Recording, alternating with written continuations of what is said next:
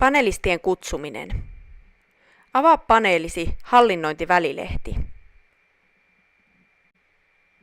Sivun oikeassa alareunassa näet otsikon Käyttäjät ja sen alapuolella kohdan Kutsu / liitä käyttäjiä. Klikkaa sitä. Eteesi aukeaa näkymä Käyttäjien kutsuminen paneeliin. Oikealla puolella näet paneeliin jo liitetyt panelistit.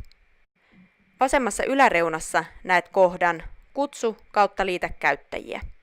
Tätä kautta voit kutsua yksittäisiä käyttäjiä paneeliin.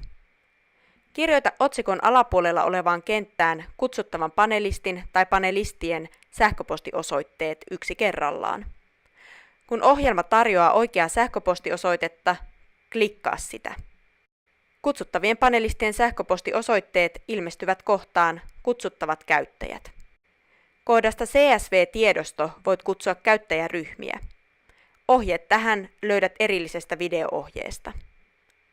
Käyttäjille lähetettävä kutsu kohdasta voit muokata uusille panelisteille lähetettävää kutsua. Kutsua voi ja kannattaa räätälöidä omiin tarpeisiin. Hakasuluissa olevat tiedot päivittyvät kutsuun automaattisesti. Älä muokkaa tai poista kohtaa hyväksymislinkki. Sen kautta uudet panelistit pääsevät liittymään paneeliin. Kohdasta Kutsun hyväksyminen vie sivulle voit määritellä, mille sivulle hyväksymislinkki vie. Oletusasetuksena on paneelin etusivu. Mikäli paneelissa on useita kyselyitä ja haluat panelistin vastaavista yhteen, valitse kyseinen kysely oletukseksi. Klikkaamalla kohtaa Liitä käyttäjät suoraan valituille panelisteille ei lähetetä kutsua, vaan heidät liitetään suoraan paneeliin. Kun olet valmis, klikkaa kohtaa Lähetä kutsu. Hetken päästä panelisti saa kutsun sähköpostiinsa.